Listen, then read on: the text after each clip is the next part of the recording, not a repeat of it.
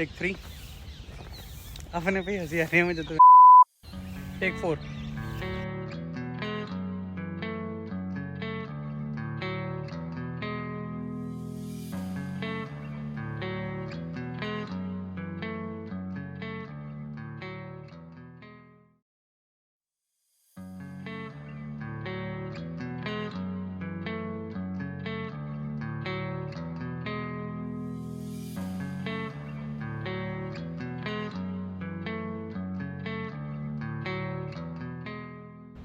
Namaste, hola, bonjour, zdravete, hello.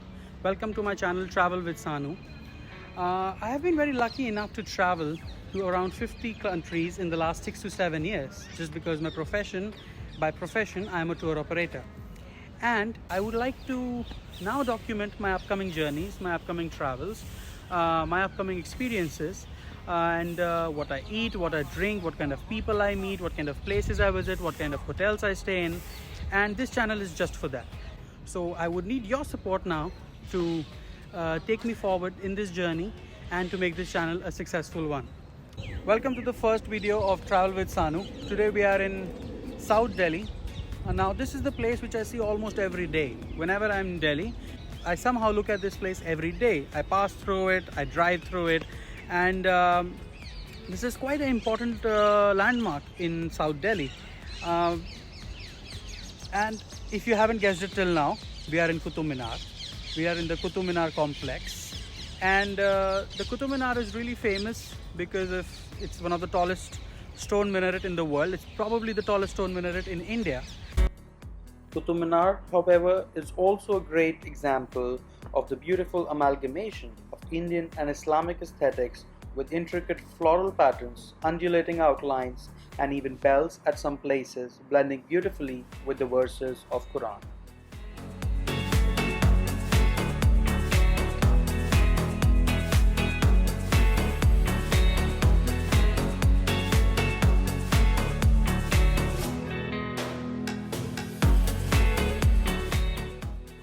Today, however, we are not going to talk a lot about history. What we are going to focus on are the beautiful structures which are in the Qutub Minar complex besides the Qutub Minar itself.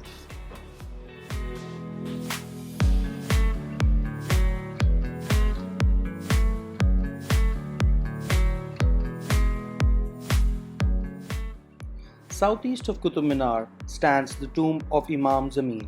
A native of Turkestan, Zamin came to India during the reign of Sikandar Lodi and was probably discharged with important duties in connection with the Quwwat-ul-Islam Mosque. This striking tomb is typical of the Lodi period with sandstone piers filled in with lattice screens. The square chamber is surmounted by a dome of sandstone covered with plaster rising from an octagonal drum.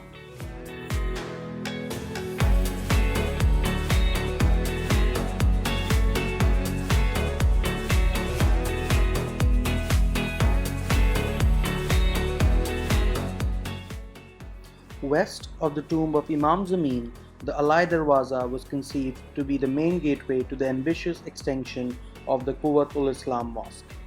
Finished in red sandstone and marble, the entire gateway except the dome is richly carved with geometrical patterns and inscriptions. Its elegant proportions and excellent decorations make Alai Darwaza one of the finest examples of early Sultanate style of architecture in India.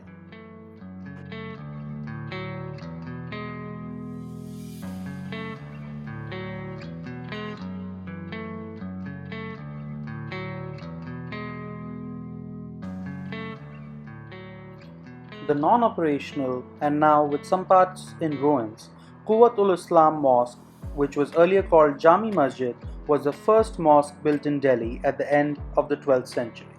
The mosque was founded by Qutubuddin Aibak, but many further additions were later done by Itutmish and Alauddin Khalji.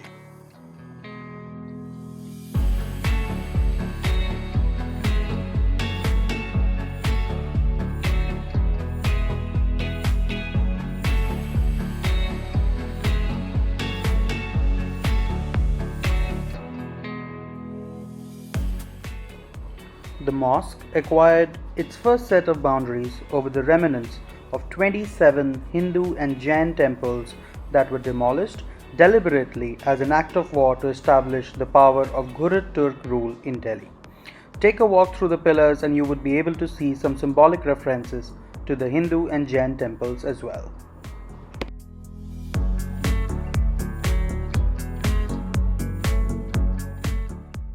Standing at the center of the Quwwat-ul-Islam Mosque, the iron pillar, an intriguing piece, a marvel of architecture and traditional knowledge, has never ceased to amaze archaeologists, academicians, and of course the tourists.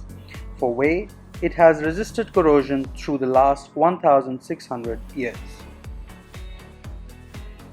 Interestingly, the pillar is considered to be a tribute to Lord Vishnu, a Hindu god.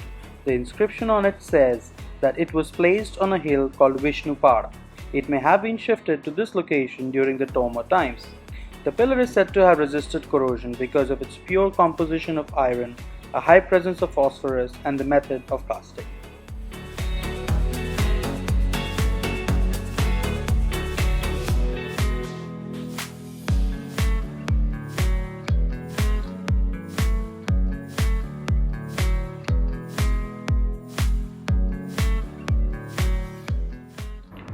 At the back of Qutub Minar can also be seen the tomb of Alauddin Khalji and a Madrasa.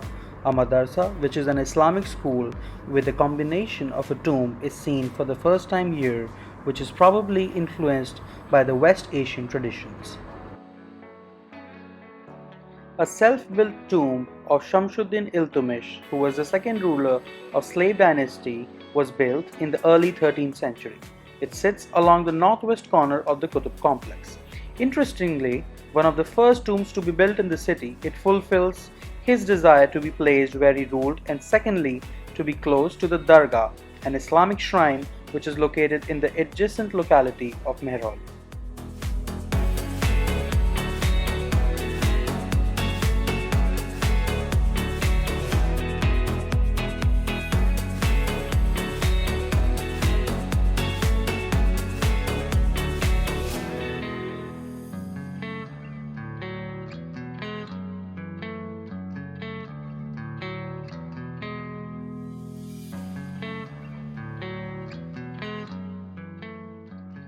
Its sheer austerity on the exterior is a striking contrast to the heavily decorated interior.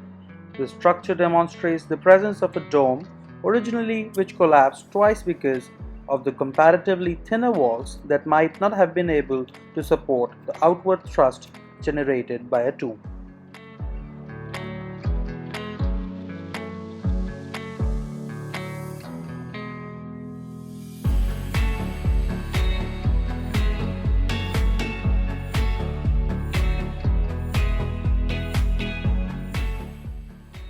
Alai Minar.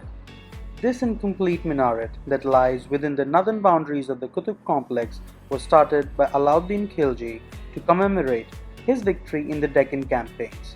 The tower was intended to be twice the height of Qutub Minar and was placed right opposite to it.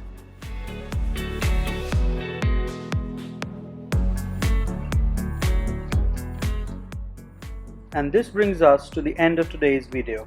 Qutub Minar, together with Qutub Complex, is one of the most important landmarks in South Delhi and continues to attract a lot of tourists every year.